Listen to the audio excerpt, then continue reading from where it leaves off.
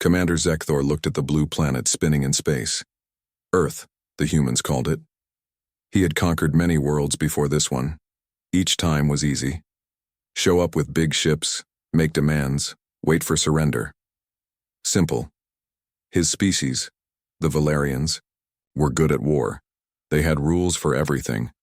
Calculate enemy strength compared to your own, make logical decision. Weaker species always gave up when they saw they could not win. This was normal. This was smart.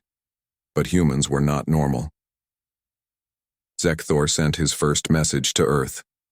Surrender now. We are stronger. You cannot win. Submit and live. He expected quick agreement, maybe some fear. Instead, the humans said something that made no sense. No. We will fight. Lieutenant Jake Murphy was the first human Zekthor talked to face-to-face. Murphy came aboard the alien ship for what should have been surrender talks. He was young, maybe 30 years old. Brown hair, calm eyes. When Zekthor showed him videos of the massive alien fleet, Murphy just smiled. You have 1,000 ships, Zekthor said. We have 50,000. You have simple weapons. Ours are advanced. Logic says you should surrender. Murphy looked out the window at the stars. Logic, huh? Well, Commander, humans don't always do what's logical. We do what's right. What is right? Zekthor asked. Fighting for our home. Fighting for our families. Fighting for freedom, Zekthor did not understand. Fighting will get you killed. Surrendering will let you live. Some things are worse than dying, Murphy said. Then he left. The first battle happened 3 days later. Zekthor sent 50 fighter ships to destroy human aircraft over the Pacific Ocean. His ships were faster, stronger, better armed. The humans had old jets that looked like toys compared to alien technology. The battle should have lasted 10 minutes. It lasted 3 hours. Captain Lisa Davis flew one of the human jets. Her plane was hit early in the fight. One engine was on fire. Her weapons were gone. Any smart pilot would retreat, try to live another day. Davis did something else entirely. She turned her burning jet toward the largest alien ship and flew straight at it. Full speed. No hesitation. Target is damaged, reported Zekthor's weapons officer. It is withdrawing from combat. No, Zekthor said, watching his screen. It is attacking. Davis's jet hit the alien destroyer like a missile. The explosion destroyed both ships instantly. One human pilot willing to die had taken out a warship that cost millions to build and carried 300 alien soldiers. Why? Zekthor asked his tactical computer. Calculate reason for this action. No logical reason found, the computer replied. Action resulted in death of pilot with 0 chance of survival. But other human pilots saw what Davis had done. They fought harder. They took bigger risks. Some of them copied her tactic, turning their planes into weapons when conventional attacks failed. On the ground, things were even stranger. Colonel Rex Hahn commanded the alien ground forces. He was used to quick victories. Land troops, show strength, accept surrender. But humans did not surrender. Sergeant Kevin Brown led a small human unit defending a bridge outside Los Angeles. 12 human soldiers against 200 aliens. The humans had 1 machine gun, some rifles, and a few grenades. The aliens had energy weapons, body armor, and air support. The fight should have ended in minutes. Instead, it went on for 18 hours. Sir, Rex Hahn's aide reported, the humans are out of ammunition. Good. They will surrender now. But the humans did not surrender. They picked up rocks. They used broken pieces of metal as weapons. They fought with their hands. Brown himself tackled an alien soldier twice his size and kept fighting even after being shot in the leg. When alien reinforcements finally took the bridge, only 3 humans were still alive. Brown was unconscious from blood loss. The other 2 were still trying to fight. Medical treatment for prisoners, Rex Hahn ordered. Sir, his medic said, the human sergeant is asking for something. What? He wants to know if his men fought well. Rex Hahn looked at the small human covered in bandages. 12 soldiers had held off 200 for most of a day. Yes, he told Brown. They fought well. Brown smiled and closed his eyes. That night, Zekthor called a meeting with his officers. "I need explanations," he said. "Human behavior does not match any pattern in our databases." "They are simply stubborn," suggested one officer. "They are stupid," said another. "They do not understand. They cannot win." But Intelligence Officer Talmec had been studying human communications. "I think we are wrong," she said. "They know they cannot win. They fight anyway." "That makes no sense. I have been listening to their radio transmissions. Their leaders know our strength. Their scientists have calculated the odds. They understand the situation perfectly. Then why fight?" Talmec displayed intercepted human messages on the main screen. "Listen to this. A human mother talking to her son before he goes to fight. I know you might not come home, but I am proud of you for trying. Some things are worth the risk." Another message. A human commander to his troops. "We probably cannot stop them, but we can make them remember us. We can show them what humans are made of." And another. A human child to her father. "Daddy, are the aliens bad?" Father. "Yes, honey.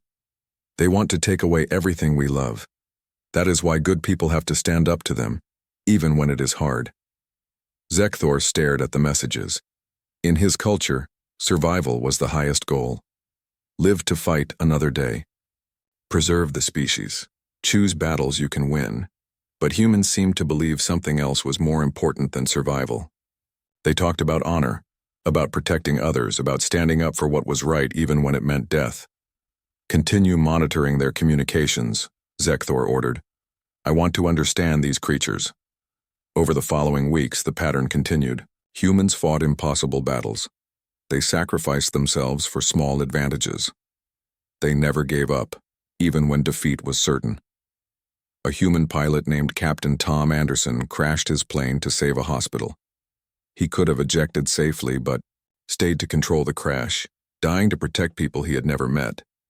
Sergeant Mary Johnson led a squad that held a school for 6 hours against overwhelming odds, giving time for children to evacuate. All her soldiers died, but 800 kids lived.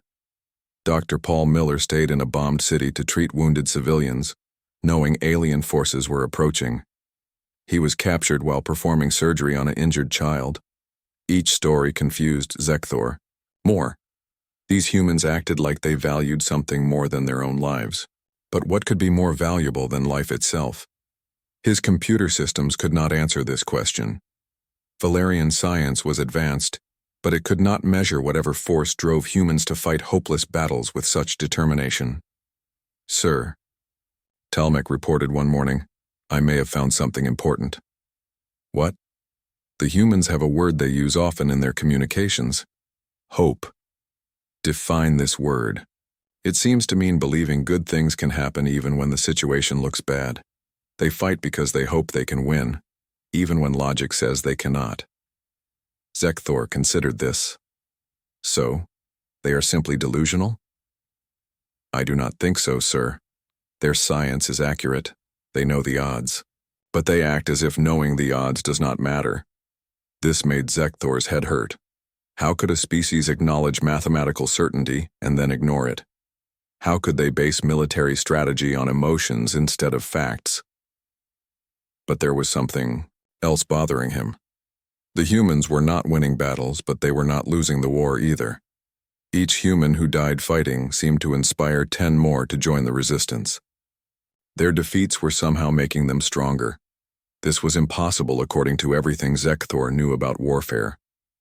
Yet it was happening. He began to suspect that humans operated by rules his species had never encountered before. Rules that made no logical sense but somehow worked anyway. The conquest of Earth was taking far longer than planned. Zekthor's superiors were asking questions. But more concerning was the question growing in his own mind. What if the humans were not the ones who were wrong about how war should be fought? 3 months passed since the invasion began. Zekthor thought he was starting to understand humans better. He was wrong. The event that changed everything happened in Chicago. Captain Amy Stone led a group of human fighters hiding in the destroyed city. Zekthor's forces had surrounded them completely, no escape routes, no hope of rescue. Standard procedure said the humans should try to negotiate or find a way to run. Instead, they did something that made Zekthor question everything he knew about war. Intelligence report, Talmec announced during the morning briefing. The Chicago resistance group is planning an attack. Attack? Rexon laughed. They are surrounded by 3 divisions. They have maybe 20 fighters left. What can they possibly attack? Our main communication hub for the North American sector. Zekthor studied the tactical display. The communication hub was heavily defended. Getting close would require breaking through multiple security layers. Even if they reached it, destroying the hub would take time they did not have. Enemy reinforcements would arrive within minutes. It is suicide, he said simply. Yes, sir. They know this. Then why plan it? Talmec displayed intercepted human communications. Listen to their conversation from last night. Amy Stone's voice came through the speakers, clear and calm. Everyone knows what this mission means. We are not coming back. But if we succeed, we cut their communications across half the continent. Our people will have 3 days to regroup before they can coordinate again. Another voice, younger. 3 days might not sound like much, but it could save thousands of lives. A third voice. My kids are in Denver. If this gives them a better chance, then it is worth it. Stone again. Anyone who wants to leave can go now. No judgment. You all have families too. Silence followed. Then, one by one, voices responded. I'm staying. Me too. Count me in. We do this together. 12 voices total. 12 humans choosing certain death for a small tactical advantage. Zekthor stopped the recording. They all volunteered? Yes, sir. No one was forced. No one left. This made no sense to Zekthor. In Valerian culture, sacrifice was sometimes necessary, but it was always ordered from above. Commanders decided who would die for the greater good. Soldiers followed orders. The idea of choosing death without being commanded to do so was alien. Monitor their final preparations, he ordered. I want to understand this. The attack came at dawn 2 days later. Zekthor watched through security cameras as the 12 humans approached the communication hub. They moved like professionals, using cover, coordinating their assault. But there was something different about them. They were calm. No fear in their movements. No desperate rushing. They advanced like they had all the time in the world, even though death was chasing them. Sergeant Mike Carter led the first team. As they reached the outer perimeter, he stopped and spoke into his radio. Not to his squad, but to someone far away. Hey, sweetheart, it is Daddy. His voice was gentle, like he was talking to a child. I know you are scared because of the bad guys, but Daddy wants you to know something important. There are still good people in the world, and good people stand up to bullies. That is what Daddy is doing today. Pause. He was listening to something only he could hear. Yes, baby, Daddy loves you very much. You be brave for Mommy, okay? And remember what Daddy taught you. Always help others. Always do what is right, even when it is hard. Another pause. I have to go now, Emma. But Daddy will always be watching over you. Carter turned off his radio and signaled his team to move forward. Corporal Jenny Walsh was setting charges on the main power supply when she recorded her own message. Mom, Dad, if you hear this, I want you to know that everything you taught me mattered. You raised me to care about other people, to stand up for what is right. I am doing that now. She paused to attach another explosive device. I know you wanted me to come home safe. I wanted that too. But sometimes we do not get what we want. Sometimes we have to choose between what we want and what is right. You taught me to choose what is right. Private Danny Clark was covering the entrance when he spoke his final words. To my brother Tony in Seattle, I know we had that fight before I left.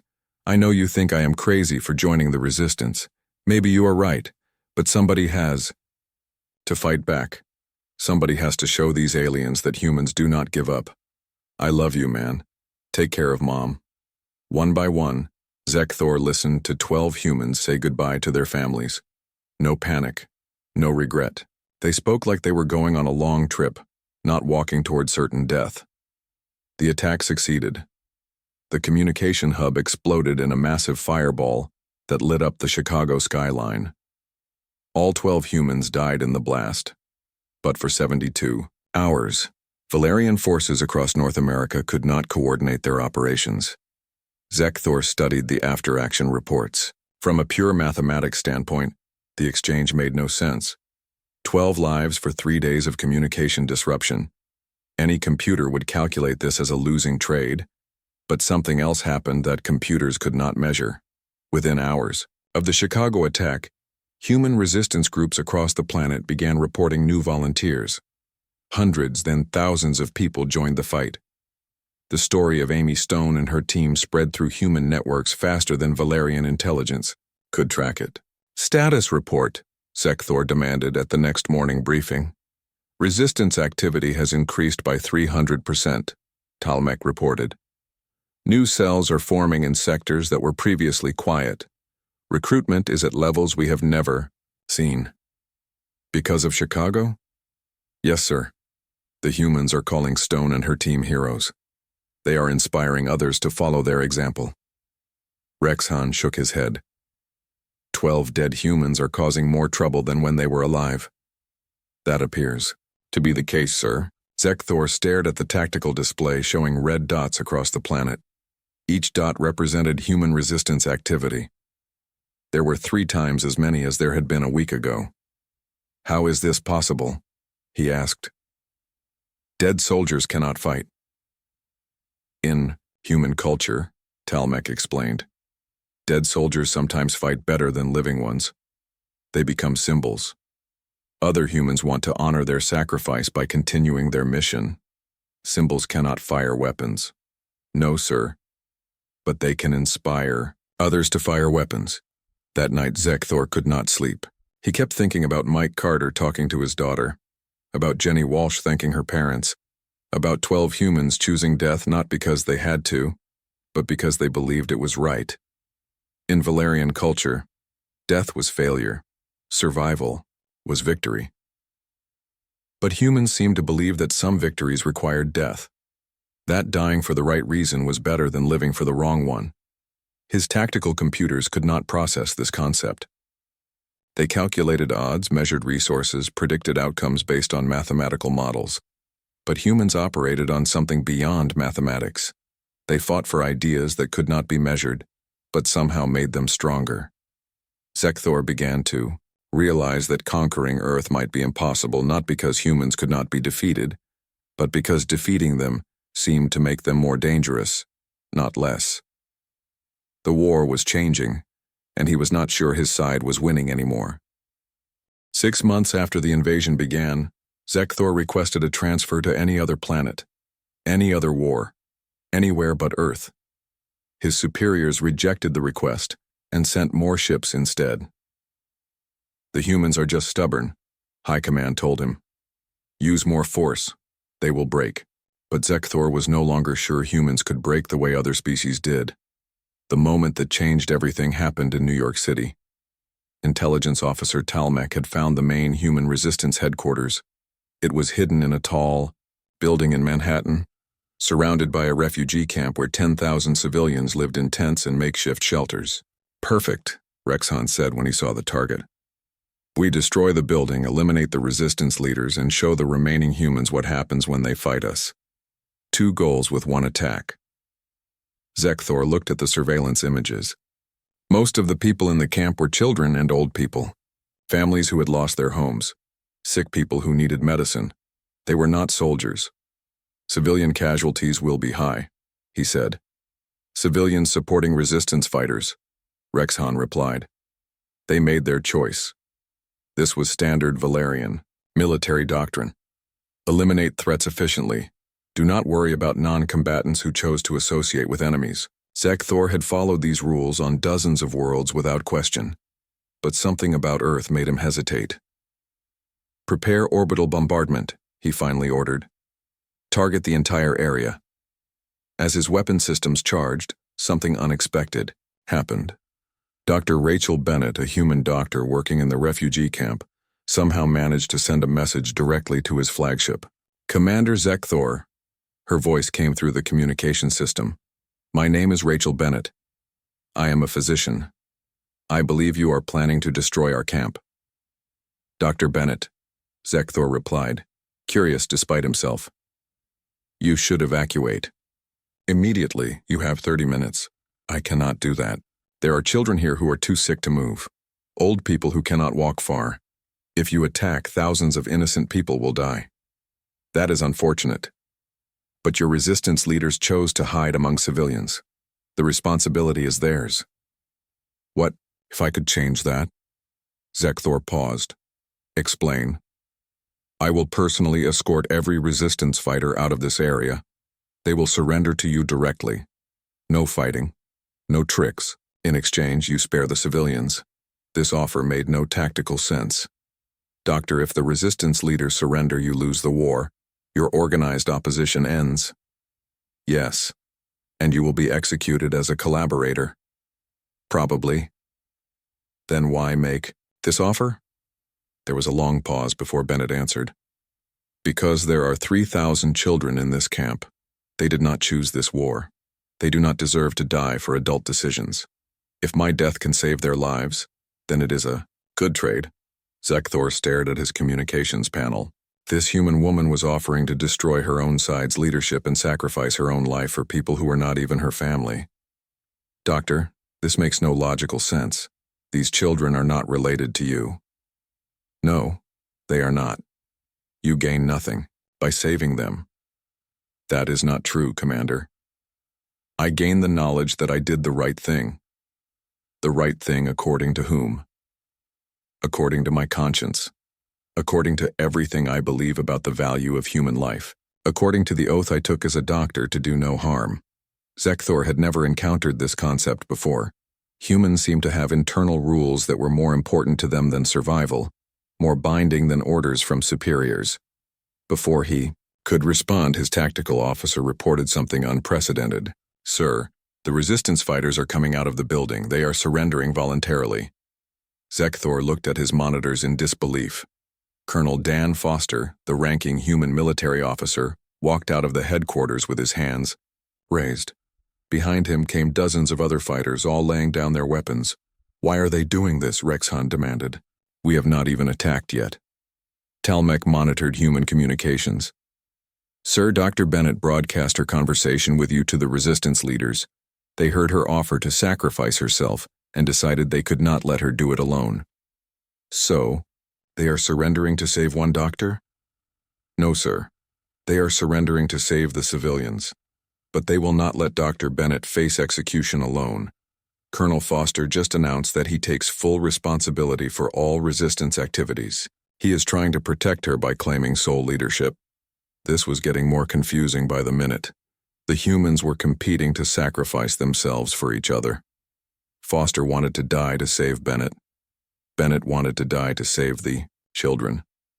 The resistance fighters wanted to surrender to save everyone. "Sir," his weapons officer reported, "orbital strike is ready. Awaiting your command." Zekthor looked at the target zone. He had absolute power here. He could destroy the building, the camp, everyone in it. The tactical advantage would be complete. The strategic message would be clear. But something stopped him. Maybe it was watching Dr. Bennett walk calmly toward certain death to save strangers. Maybe it was seeing Colonel Foster surrender his entire command to protect one doctor. Maybe it was the 3,000 children who had done nothing wrong except be born human. "Stand down weapons," he ordered. "Sir?" Rexhan looked shocked. "This is our chance to end the resistance in North America." I said stand down. "But High Command expects—" "High Command is not here, I am. Stand down weapons." For the first time in his military career, Zekthor made a decision based not on tactical advantage, but on something else. Something he could not name or measure but could not ignore. Dr. Bennett was brought aboard his flagship an hour later. She was small, middle-aged, with gray hair and tired eyes. She looked nothing like a dangerous enemy. "Dr. Bennett," Zekthor said, "you realize your surrender changes nothing. Other humans will continue fighting." "Yes, I know. Your sacrifice may be meaningless. Maybe, but it might not be." Sometimes the meaning of an action is not about its results. Sometimes it is about the action itself. I do not understand. Bennett smiled sadly. Commander, in my culture we have a saying. The only thing necessary for evil to triumph is for good people to do nothing. I could not do nothing while children were about to die. Even though doing something meant your own death? Especially then. The things worth living for are the same things worth dying for. That night, Zekthor could not concentrate on anything. He kept thinking about Dr. Bennett's words, about Colonel Foster surrendering his army to save one person, about resistance fighters choosing death over letting others sacrifice themselves alone. These humans had done something no enemy had ever done to him. They had made him question not just his orders, but the entire foundation of how he understood right and wrong. His computer systems could calculate force projections and casualty estimates, but they could not explain why watching humans choose sacrifice over survival made him feel something he had never experienced before, something that might have been shame. Dr. Rachel Bennett did not die that day. Neither did Colonel Dan Foster or his resistance fighters. Zekthor made a decision that surprised everyone, including himself. He let them all live. This choice changed everything. You did what? Hi. Command's voice crackled through the communication system 3 days later. You had the entire North American resistance leadership and you released them? The tactical situation was complex, Zekthor replied carefully. There is nothing complex about destroying enemies. You had orbital bombardment ready. You had clear targets. You chose not to fire. Explain. Zekthor looked out at Earth spinning below his ship. How could he explain something he did not fully understand himself? How could he tell his superiors that watching humans choose death over compromise had somehow changed his definition of victory? The civilians complicated the mission, he said finally. Civilians are acceptable casualties, you know this. Report to headquarters immediately for disciplinary review. The transmission ended. Zekthor knew his military career was probably over. But strangely, this knowledge did not upset him as much as he expected. 3 weeks later, something unprecedented happened in the prisoner camp, where Dr. Bennett and the other humans were being held. Valerian Medical Officer Kexthor was doing his routine inspection when he found a human child with a severe infection. Get one of the human doctors, he ordered his assistant. Sir, the human medical personnel are restricted to treating only human prisoners. Kexthor looked at the sick child, maybe 8 years old, burning with fever. Without treatment, she would die within hours. Bring Dr. Bennett, he said. Bennett arrived quickly, still wearing the simple gray uniform of a prisoner. She examined the child without asking questions or making demands. Her hands were gentle, professional. She worked like species differences did not matter at all. She needs antibiotics immediately, Bennett told Kexthor, and surgery to remove the infected tissue. We do not waste medical supplies on prisoners. She is a child. She is human. Bennett looked directly at Kexthor. She is a living being who is suffering. Is that not enough? Something in her tone reminded Kexthor of his own medical training. Before he became a military doctor, he had taken an oath similar to Bennett's, to preserve life, to reduce suffering, to help those in need regardless of politics or species. Prepare surgery, he ordered his staff. Sir? You heard me. Prepare surgery. For the next 6 hours, Kexthor and Bennett worked together to save the child's life. They did not talk about the war or politics or the differences between their species. They talked about medicine, about healing, about the best way to help. A sick little girl. The surgery succeeded. The child lived. News of this cooperation spread through both human and Valerian camps faster than official communications could control it. Within days, other Valerian medical staff were requesting permission to work with human doctors.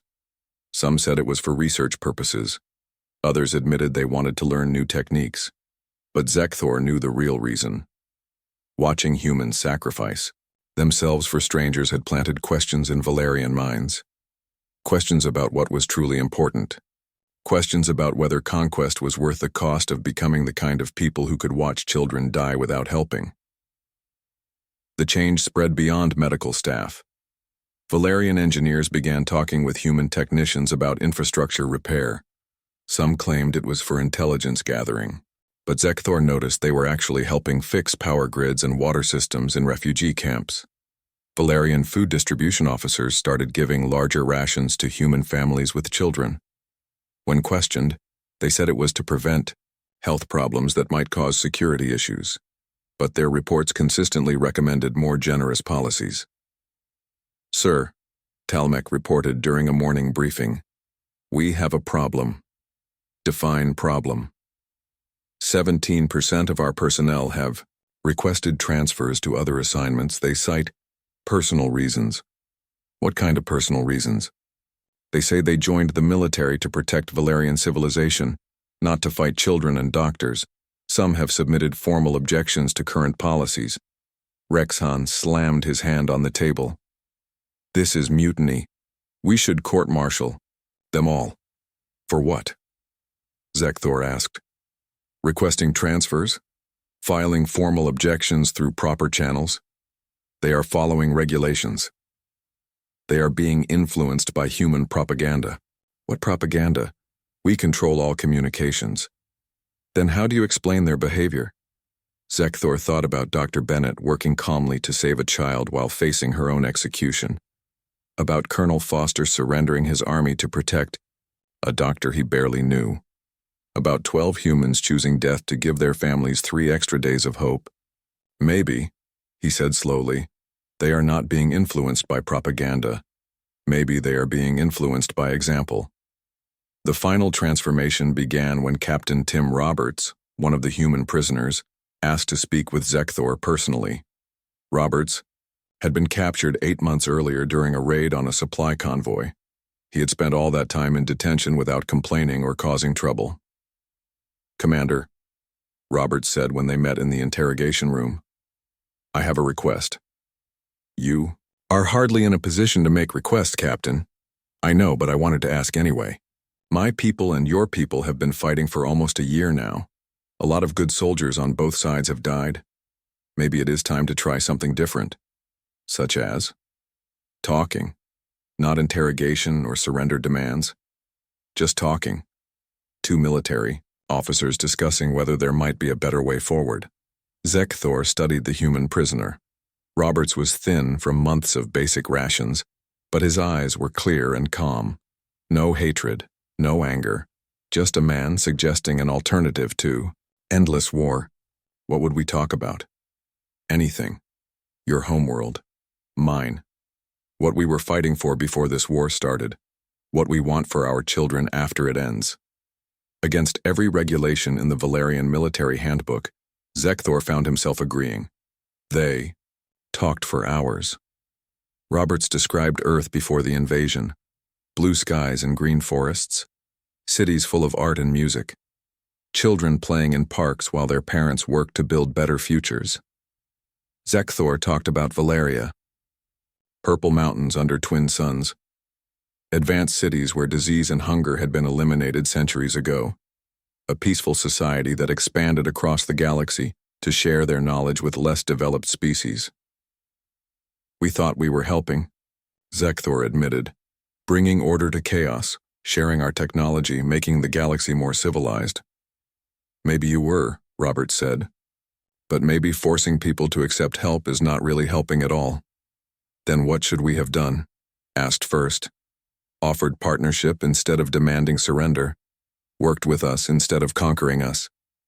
As they talked, Zekthor realized something that shocked him. This human prisoner was not trying to escape or fight or even negotiate better treatment. He was trying to understand why the war had started and how it might end without more death. "Captain Roberts," Zekthor said, "finally, what do you want from this conversation?" "I want to go home, Commander. And I want you to go home too. I want both our peoples to remember that we are more alike than we are different. I want this war to end because we chose to end it, not because one side destroyed the other." That night, Zekthor wrote his final report as a Valerian military commander. But instead of tactical analysis and casualty reports, he wrote something else entirely. "High Command," the report began, "I recommend immediate cessation of hostilities with the human species, not because we cannot defeat them, but because defeating them would require us to become something we should not be. These humans have taught us that true strength is not the ability to destroy, but the wisdom to know when destruction is wrong. I request permission to begin formal peace negotiations." 3 months later, Zekthor stood in a small room in Geneva, Switzerland, across from Captain Tim Roberts and Dr. Rachel Bennett. They were no longer prisoner and captor, but representatives of two species trying to find a way to share the galaxy without destroying each other.